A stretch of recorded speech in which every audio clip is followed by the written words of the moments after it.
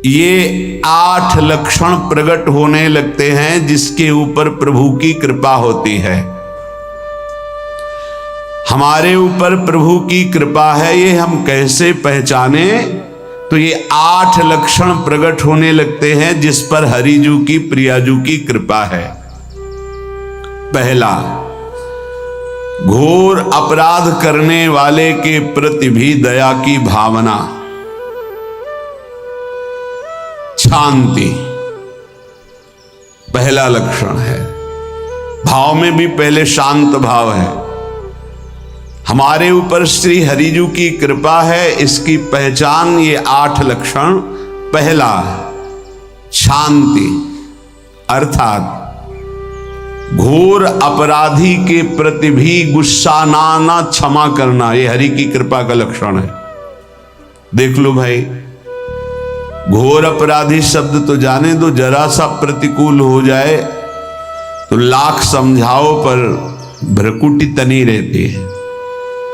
ईर्ष्या, द्वेष, मात्सर्य, द्रोह, ये उपासक के हृदय की विषय नहीं, ये तो गंदे विषयी पुरुषों के हृदय के लक्षण हैं।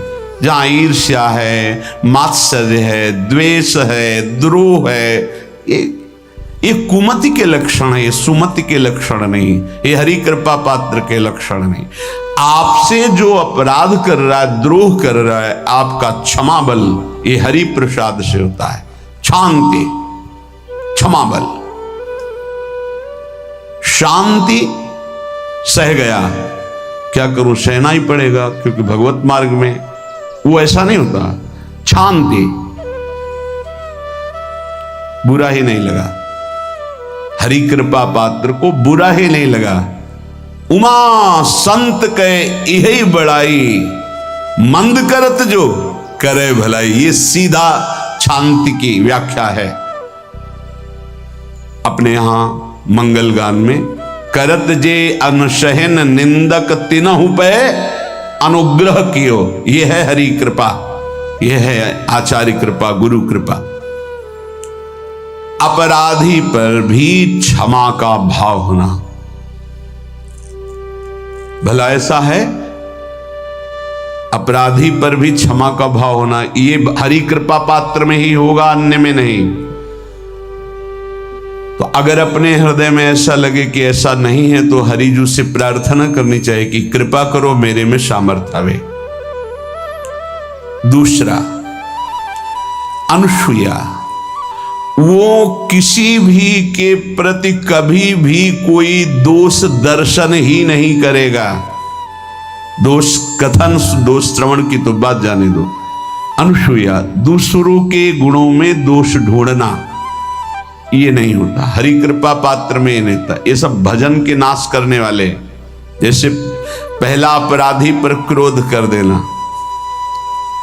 तो माया ने भेजा इसीलिए था कि तुम्हारे साथ व्यवहार ऐसा करे कि तुम क्रोध करो, क्रोध करोगे तुम्हारी ऊर्जा शक्ति नष्ट हो जाएगी, अध्यात्म में जो चलने की थी, और कहीं तुमने संकल्प कर लिया तो भजन शक्ति नष्ट हो जाएगी। तो अगर भजन बल है तो गया, जरूर उसको दंड मिलेगा, पक्का मिलेगा, 100% मिलेगा, लेकिन आप खाली हो गए, ना भजन करने की वृत्ति रहेगी और ना भजन रहेगा, दोनों बात। अनुसूया, किसी के सद्गुणों में दोष देखना, गुणों में दोष ढूंढना, ये हरि कृपा पात्र में नहीं होता। ये बहुत मंगलमयी बातें हैं जिससे हमारा भजन मार्ग पुष्ट होता है। तीसरा, वो बाहर से और भीतर से पवित्र रहता है, हरि कृपा पात्र। शौचाचार का ज्ञान होना चाहिए, वस्त्र आपके पवित्र होने चाहिए, ये बाहरी जल रज आदि के द्वारा बाहरी पवित्रता, और निष्कपटता, निश्चलता, सत्य भाव, ये अंदर की पवित्रता है। अगर कपट है, छल है, असत्य है तो हृदय मलिन रहता है। भीतर और बाहर से पवित्र रहना, इसमें खास बात क्या है? भीतर और बाहर से पवित्र रहने में, भीतर और बाहर से सदैव पवित्र कौन रह सकता है? तो बोले जो पुंडरीकाक्ष भगवान श्री हरि का, प्रियाजू का स्मरण करता रहता है, शवायाभ्यंतर शुचि, वो बाह्य और अभ्यंतर दोनों से पावन रहता है। तीसरी जो कृपा का लक्षण है, अर्थात वो सदैव भगवत चिंतन परायण, शौचाचार का पालन करने वाला, बाहर और भीतर से हरि कृपा पात्र पवित्र रहता है।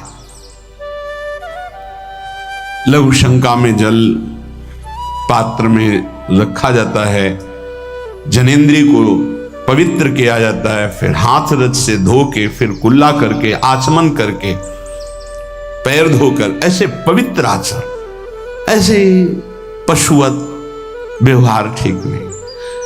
कुछ लोग ऐसी गलती करते हैं कि जिसमें शौच हुआ जाता है उसी में बैठकर लघु शंका करते, तो सारे वस्त्र, पूरा शरीर अपवित्र हो गया आपका। अब तो अटैच बाथरूम की व्यवस्था माया ने कर दी है। हमें लगता है कि शौचालय अलग होना चाहिए और स्नान गृह अलग होना चाहिए, थोड़ा ही चाहे भेद हो, पर अंतराय होना चाहिए पवित्रता के लिए। अब ये शौचालय है, यही स्नान करना है, यही लघु शंका करनी है, तो पवित्रता का निर्वाह नहीं हो पाता। यदि जिस उस जगह आप शौच करते हैं, जो बैठकर उसी पे बैठ के लघु शंका करते हैं, तो आपको पूरा वस्त्र सहित स्नान करना चाहिए पवित्रता के, तभी बुद्धि भ्रष्ट हो जाती है। आपको मंत्र का निरंतर चलना ये कठिन पड़ जाएगा। पवित्रता का निर्वाह करो। देह राग मिटने के बाद एक स्थिति आती है, अवधूत स्थिति, उसमें फिर शरीर की पवित्रता का कोई संबंध नहीं रह जाता। पर अभी तो संबंध है ना देह भाव से, तो बहुत होश से लघु शंका ऐसे करें कि आपके पैरों में, वस्त्रों में छिट्टी ना पड़े, पवित्र रहें। हर समय हमें पवित्र मंत्र जपना है, नाम जपना है, श्री जी की सेवा में रहना है। बहुत जल्दीबाजी खड़े खड़े लघु शंका की, छिट्टियां पड़ रही, बस ऐसे चल दिए, वो पशुवत आचरण भगवत मार्ग में नहीं चल पाओगे। वो अंदर तुम्हारे व्याकुलता पैदा करता रहेगा, भोगों की, संसार की।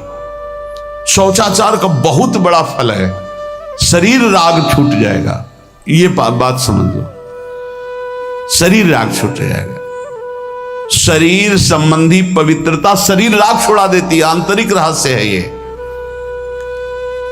चौथा,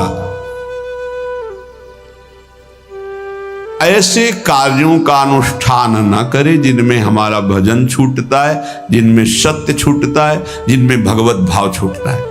जैसे आपके ऊपर कृपा हुई, आप भगवत मार्ग में चल रहे हैं, अब आप ऐसे संसारिक कार्यों का अनुष्ठान कर रहे हैं जिनमें आपकी चित्तवृत्ति बिल्कुल भगवत विमुख हो रही, तो जीवन का लाभ क्या होगा?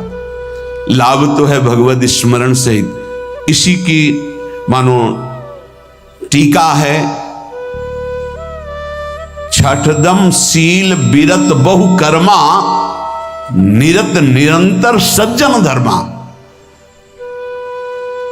शीलवान और ऐसे कर्मों से विरत जिनसे भगवत विस्मरण होता है, जो सज्जन पुरुषों के द्वारा धर्मानुष्ठान होते हुए उन्हीं का अनुष्ठान, ऐसे कर्मों में ना जाए जिससे भगवत विस्मरण होता है। जैसे कल एक ने प्रश्न किया कि मैं खाता तो नहीं लेकिन मांस के दुकान में मांस बेचता हूं, होटल आदमी, क्या उचित है? ये उचित कैसे हो सकता है? तुम और भी तो व्यापार कर सकते हो। जरूरी है धर्म का पालन करने की इच्छा करते हो, धर्म आचरण करते हो, ऐसा नहीं। तो विरत बहुकर्मा, उन कर्मों से हमें विरत रहना है जो हमारे धर्म के विरुद्ध है, जो भजन के विरुद्ध है। हरि कृपा पात्र ऐसे कर्मों का अनुष्ठान कर ही नहीं सकता। और शारीरिक श्रम इतना जिससे हमारा भजन का तार ना टूटे। जब भजन का अभ्यास किया जाता है तो हर कार्य को सुचारू रूप से करते हुए एकाग्रता भजन में रखी जाती है। हम वो कार्य जल्दी से कर ही नहीं सकते जिसमें भजन छूट जाए और कार्य पूरा हो। नहीं, हम कार्य करेंगे, हमें छोड़ दीजिए, हम अपने चिंतन से युक्त होते बिल्कुल कार्य करेंगे। जैसे कई साधक हैं, उपासक हैं, बड़े अच्छे उपासक हैं, उनको आप कार्य दीजिए कि आप पानी गर्म कर दीजिए, पात्र बहुत सुंदर साफ होगा, पानी बहुत गर्म, लेकिन आप कह दीजिए कि 5 मिनट में गर्म करके ले, तो उनसे असंभव नहीं होगा, छोड़ दीजिए उनको। आप वो मतलब ऐसा कार्य करेंगे प्रशंसनीय, पर वो समय से उनका एक सिद्धांत है, बहुत अच्छा लगता है। और अपने को पता है कि इससे जल्दीबाजी नहीं होनी, पात्र मार्जन करना है, छोड़ दीजिए, आप उसको टोकिएगा नहीं, आप जल्दी मांझ के, उससे नहीं होने वाला। वो तनिक भी दोष नहीं रहने देगा पात्रों में, पर समय दीजिए, आराम आराम शिव कर। हमें अच्छा लगता है कि भगवत चिंतन परायण उपासक की यही वृत्ति होती है। पोछा लगाना है, बिल्कुल बढ़िया लगेगा, लेकिन आपको सर से घुमा दे, वो ऐसा नहीं होगा। आप छोड़िए और जाइए, हटिए, और वो अपने ढंग से लगाएगा और एकदम क्लीन करके। यही उपासक का लक्षण होता है। जो कार्य करेगा सांगोपांग करेगा, पर वो बहुत मस्ती से होगा, क्योंकि उसका भगवत चिंतन चल रहा है। अधिक ऐसे जिससे हमारा चिंतन छूट जाए, थोड़ा संयम में आना चाहिए। ये भगवत कृपा पात्र का लक्षण है। अपने भजन का फल देखना, भगवत कृपा पात्र के सबको प्रदान कर देना। हिम्मत है, अपने भजन, इतनी मेहनत से किया हुआ भजन, भजन होने के बाद, हे प्रभु इस भजन का फल हो, सर्वे भवन्तु सुखिना सर्वे सन्तु निरामयः। यहां तो कहते महाराज, एक माला रोज आपके लिए करता हूं कि आपकी बीमारी ठीक रहे, तो शेष किसके लिए करते हो प्रभु? शेष क्या? अगर इष्ट और गुरु के लिए तुम्हारा है कि एक माला करते, तो फिर इतनी माला करते तो हमें क्या होगा? सब आपको दे देंगे तो हमें क्या होगा? तभी भजन का रहस्य नहीं जाना। सबके मंगल के लिए अपने भजन को समर्पित कर देना। देखो भाई भजनानंदी, भजन में अरुचि होने लगेगी? नहीं होने लगेगी। सुबह से शाम तक पसीना चुआए हम और भजन का फल दे दे सबको, तो इसका रहस्य बताते हैं। सबको जे भी कहा सर्वे भवन्तु सुखिना, तो सर्वत्र विराजमान भगवान वही पलटकर अनंत रूपों में आपके ऊपर बरस पड़ेंगे। ये आंतरिक रहस्य है। हमने जो भजन किया वो एक सीमा में था, जब हमने संपूर्ण विश्व को दे दिया तो असीम बनकर वापस हुआ। ये भाव न समझ में, अगर ये भाव न कहे तो एकदम लगे हम अपना भजन क्यों दे दें सबको। उस सर्वात्मा में विराजमान जो हमारा प्रभु है, उसी को समर्पित कर। सर्वे भवन्तु सुखिना, तो वो सब पलटकर सब जगह से वापस आया, सबका आशीर्वाद आया और वो महान बनता चला गया। ये लाभ है, आंतरिक लाभ है। अगर तुम्हारा भाव ऐसा न बनता हो तो आप प्रभु को तो अर्पित करते ही है ना, तो वही प्रभु सब में विराजमान है। ऐसा भाव करके सर्वात्म स्वरूप भगवान को हमारा भजन समर्पित है। सब रूपों में प्रभु विराजमान है। ये हरि कृपा पात्र का लक्षण चल रहा है। और छठवां, अपने भजन से अपने लिए कुछ भी ना चाहना, और दूसरों की तो बात जाने दो, दूसरों से कुछ ना चाहना ये तो ठीक है। अपने भजन से अपने लिए कुछ ना चाहना है हिम्मत। देखो ये हरि कृपा पात्र में हिम्मत होती। अपना भजन अपने प्रयोग में ना लाना, इसका भी आंतरिक रहस्य है। अपने प्रयोग में आप शरीर को लेकर के बोलेंगे, अगर स्वरूप को लेकर तो प्रयोग की कोई वहां जरूरत ही नहीं। स्वरूप पूर्ण काम है, वहां कोई अभाव नहीं। जब आप कोई भाव अपने लिए करेंगे तो देह भाव होगा। देह भाव से किसी विषय की मांग होगी। विषय पूर्ति भजन का फल नहीं होता, भजन का फल होता विषय निवृत्ति। बहुत जोर की बात है, कैसे समझ में? अपने भजन का भी फल अपने लिए नहीं, दूसरों से कुछ चाह रखना तो बात ही जाने दो। भजन से भी कोई अन्य सुख की चाह नहीं हुई। क्या चाहिए? भजन ही बनता रहे, भजन का फल भजन बनता रहे, खूब निरंतर जप करते रहे। सातवां, किसी भी मान सम्मान कीर्ति पद प्रतिष्ठा के मिलने पर हृदय का असंतुष्ट हो जाना, यह हरि कृपा पात्र का लक्षण होता है।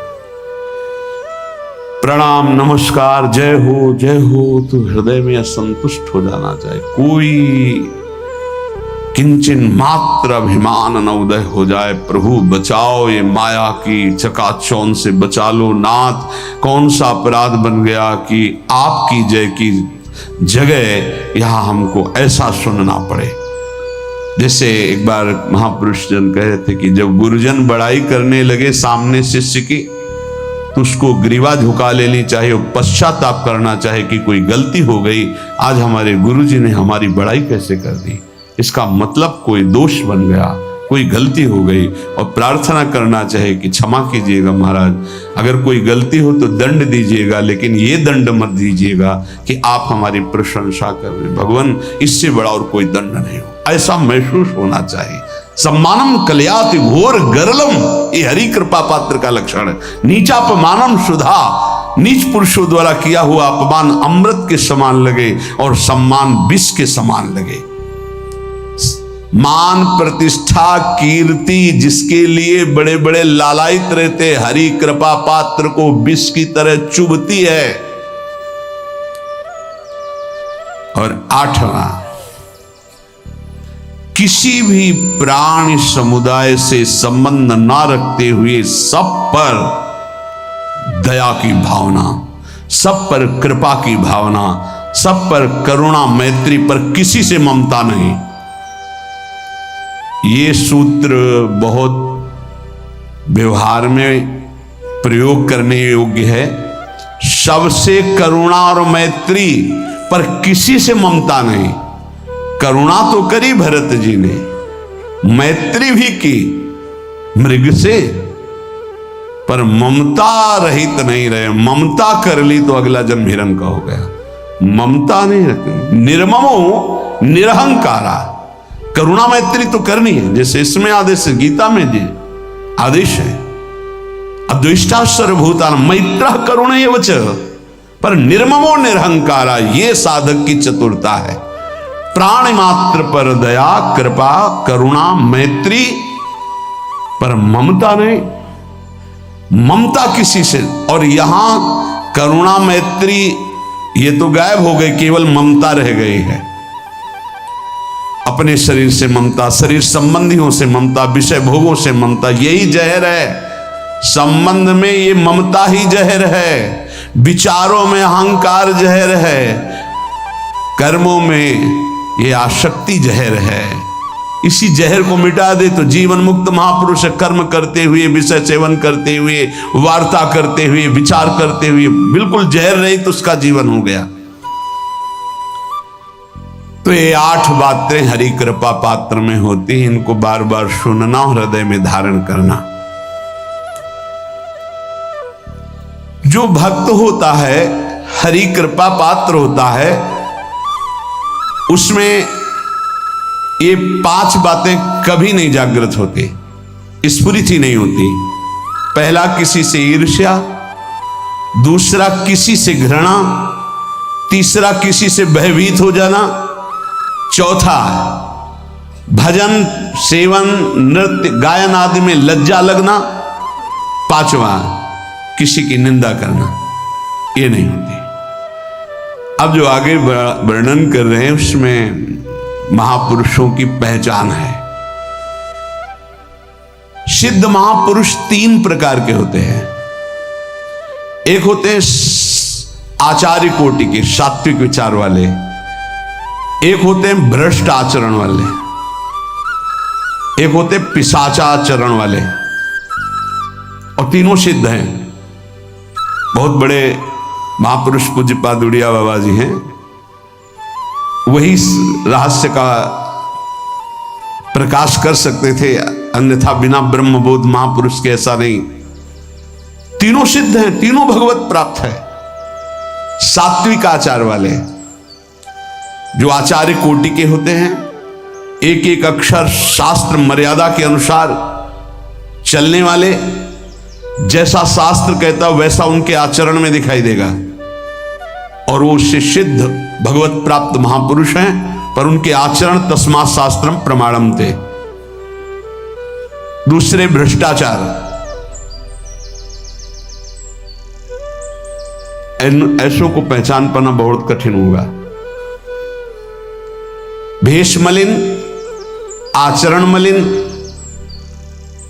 जैसे आप में कोई पुराना हो तो शायद जान पाएगा, भगवान दास नाम के एक संत इसी चौराहे पे रहते थे। ये जो चौराहा है, कभी नंगे पड़े रहते थे, कभी वो पा रहे उनके साथ कुत्ता पा रहा है, कभी नाली का पानी पी रहे हैं, और भगवत प्राप्त महापुरुष थे। इसकी पहचान स्वयं की। कोई चाय रखने गया, उठा के ईंट मार दी, गाली दे दी, दौड़ पड़े, पकड़ पाए तो 10-5 घूंसे थप्पड़ मार दिए। ऐसा उनका व्यवहार था, भ्रष्टाचार। हलवा कोई रख गया, खिचड़ी रख गया, कुत्ता खा रहा है, उसी के साथ वो खा रहे हैं। कभी गमछा लपेटे, कभी नंगे, सीधे प्रकृति का वार शरीर से सहते थे, बस चौराहे पे ही रहते थे। बहुत अगर गए तो ये राधा टीला है, बस इतना ही उनका था। राधा टीला से इधर, और इधर थोड़ा चढ़ाई जो है जहां पूज्य श्री चंद्रशेखर बाबा जी वास करते, उसके इधर, मतलब चौराहे के बस इतने में ही रहते थे 12 महीना, 20 साल उनको देखा। तो जब काशी से आए हुए थे तो उनको देखा तो उनकी दृष्टि से लगा कि ये स्थिति प्रज्ञ महापुरुष हैं, पर अपने को छुपाए हुए ऐसी लीला करें। पर उनके कुछ ऐसे आचरण थे जिनसे लगा कि इनकी, हमें लगता है, बुद्धि खराब है क्या, मतलब पागलपन का दौड़ा है क्या। ऐसे राधा रमण जी दर्शन करने गए तो जो पुंडरीक जी हैं इनके बाबा, वो उस समय थे, उनके पुत्र जो पुंडरीक जी के पिताजी, वो उनके सहायक में। तो करुणा कृपा हुई उनकी, उन्होंने देखा। वो तो बाद में परिचय जाना उनका, हमें पता नहीं, तो बाद में परिचय। वो पीत वस्त्र धारण किए हुए वयोवृद्ध एकदम डलिया लाए, राधा रमण जी को निकाल करके अपने को प्रसाद मिला। तो सीधे राधा रमण जी की कृपा का अवलोकन करते हैं और परिक्रमा लगाना। एकदम संकल्प बना, कमंडल में 2 कुलिया रखी, ढक्कन से ऐसे ढक के, और बस मन में आया कि अगर वो बाबा हमसे आते हैं, हमारे कमंडल से कुलिया, सत्य, परम सत्य, कुलिया लेते हैं और पाते हैं और फिर रख के चल देते, तो मैं मान जाऊंगा कि प्रभु ये आपके धाम के सिद्ध महापुरुष हैं, आए हुए थे हम काशी से ऐसे। क्योंकि काशी में ऐसी लीलाएं देखी थी बड़े अद्भुत कोटि के महापुरुषों को। आपसे सत्य कहते, वो पेड़ हट गया, रमण रेती में था, बीच रोड में था, चबूतरा बना था, वो ऐसे पड़े थे, वहां के हम बैठ गए, बिजली की तरह उठे, रफ्तार से आए, खड़े हो गए हम बिल्कुल, क्योंकि हमें पता था कि घूंसा थप्पड़ इनका प्रसाद होता है। तो हम कहा उस समय, हम कहा अगर हाथ चलाएंगे तो पकड़ लेंगे ना, बिल्कुल पोजीशन में खड़े। तो बंगाली भाषा में कुछ बोले, ऐसे गले में हाथ डाला, ढक्कन हटाया, कुलिया निकाली, पाया कुलिया वहीं रखा, ढक्कन रखा, गए और वहीं लेट रहे। सत्य कहते एकदम रोम रोम खड़ा हो गया कि अरे भगवत प्राप्त महापुरुषों को जानना बड़ा कठिन है, कैसे आचरण, भ्रष्ट आचरण से रहते हैं। कभी दिगंबर, कभी गमछा लगा हुआ है, कभी कुत्ते के साथ खा रहे, कभी नाली का पानी पी रहे। पूज्य बाबा कह रहे आचरण मलिन, नाली या पैखाने का भी पानी पीने में उनको कोई भी परेशानी नहीं। गंदे जगह मलिन भाव से पड़े रहना, किंतु वृत्ति हर समय भगवदाकार रहना, भगवदाकार रहना। ये तीसरे, पिशाचाचार, गाली गलौज करना, ईंट पत्थर से मारना, हर मलिन चेष्टा बहुत कठिन है, बहुत कठिन है। ये सब देखने को मिला है भगवत कृपा से तीनों प्रकार के महापुरुषों का। वृंदावन में एक आगंतुक संत आए थे बाहर से, वो रात्रि में हर वृक्ष के नीचे खड़े रहते, पैर सूज गए थे, उनको कभी बैठे और लेटे नहीं देखा, खड़े रहते थे। ये 25 वर्ष के लगभग की बात है।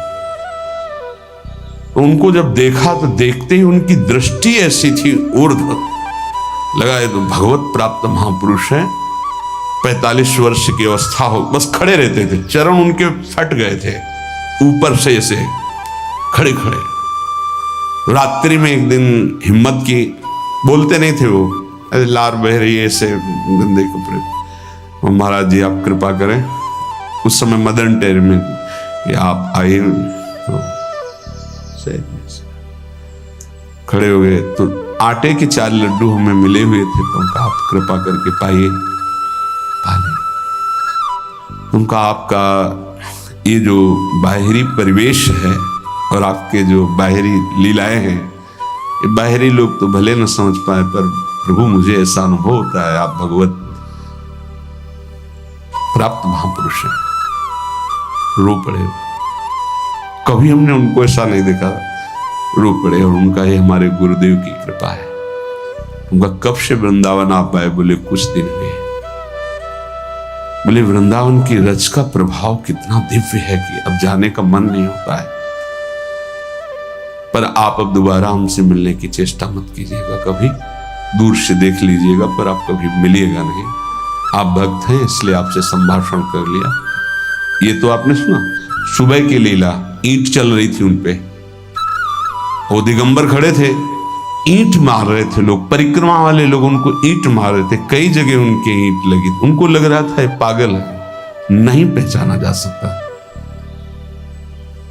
3 प्रकार के महापुरुष होते। एक होते सात्विक आचार वाले, बहुत जो शास्त्रीय आज्ञा वैसे ही अक्षरशः आपको दिखाई देंगे, आचार्य कोटि के, पवित्र शरीर, पवित्र वस्त्र, पवित्र आचरण, एकदम आचार्य कोटि।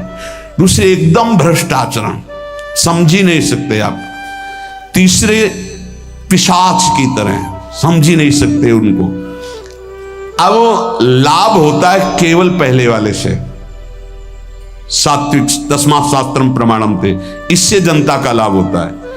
इन 2 से विशेष हानि हो जाती है, क्योंकि इनके आचरण ऐसे होते हैं, साधु अवज्ञा तुरंत बहुत जल्दी विनाश होता है ऐसे महापुरुषों के अपमान से। सात्विक महापुरुषों के नहीं, अगर उनसे अपमान भी हो जाएगा तो क्षमा करेंगे वो सब। इनको न क्षमा से मतलब है, न पिटाई से मतलब है, इनकी दैवी शक्ति तुम्हारा नाश कर देगी। ऐसे से बहुत, क्योंकि इनको समझ में नहीं आएगा ना। काशी में भी देखा, कुल्हड़ चल रहे हैं सब, और ब्रह्माकार वृत्ति, लोग समझ नहीं पा रहे हैं, चाहे कि कुल्हड़ जमा है, मार रहे हैं उनके ऊपर। ऐसे किया, बिल्कुल जो चर्म है प्रकृति को सहते सहते भैंसे का जैसे हो गया मोटा एकदम, और उनके ऊपर मार पड़ रही है, वो मुस्कुरा रहे हैं, चल रहे हैं। हमका गजब हो गया, ब्रह्माकार स्थिति महापुरुष के सामने, ऐसे कुछ समझ ही नहीं पाता। तो कह रहे हैं ऐसे भक्तों से प्रायः सबकी हानि हो जाती है, क्योंकि समझ पाते नहीं कि स्थिति क्या है, और जब उनका अपमान करते हैं, उनको मारते हैं, पीटते हैं, उनका सर्वनाश हो जाता है। वो करते नहीं है, उनका प्रभाव कर देता है, पर सात्विक महापुरुषों से किसी का मंगल नहीं होता। इसलिए समाज का परम मंगल शास्त्र के द्वारा आचरण किए हुए जो सिद्ध महापुरुष हैं उनसे होता है। ये 2 प्रकार के महापुरुष जो होते हैं, कई तरह से हानि हो जाती है, आप समझ ही नहीं पाएंगे, आप अपमान कर देंगे, अनिष्ट हो जाएगा आपका, क्योंकि यहां ना क्षमा है ना दंड है, दैवी शक्तियां उनकी सुरक्षा में लगी हुई, वो सर्वनाश कर देंगी।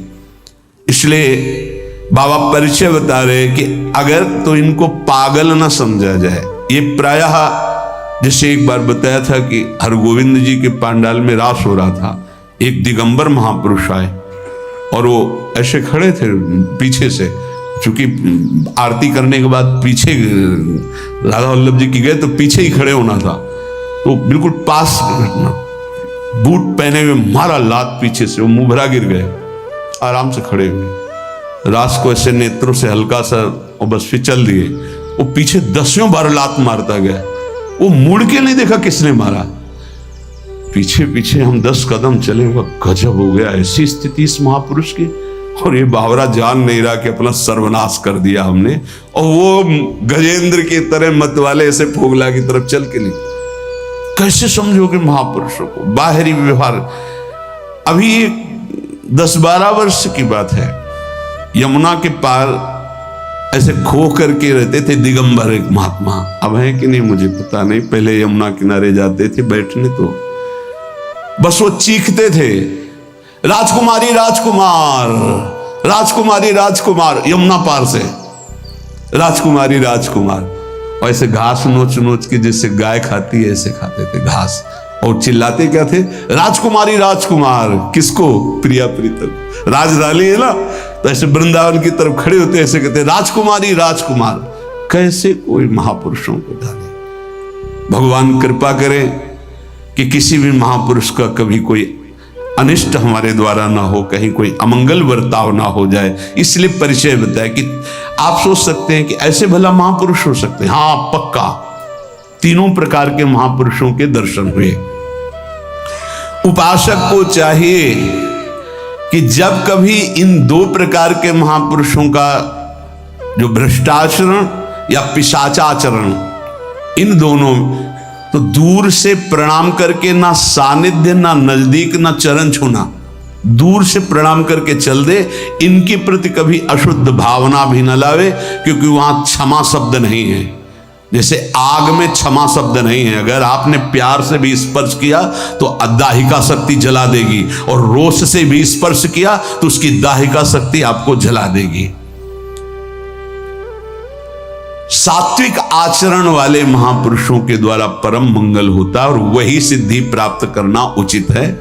इस कोटि के ये सब भगवान शंकर स्वरूप हैं, इनको केवल प्रणाम है, ना इनके आचरण अनुकरणीय है, ना इनकी स्थिति परिचय में आ सकती है।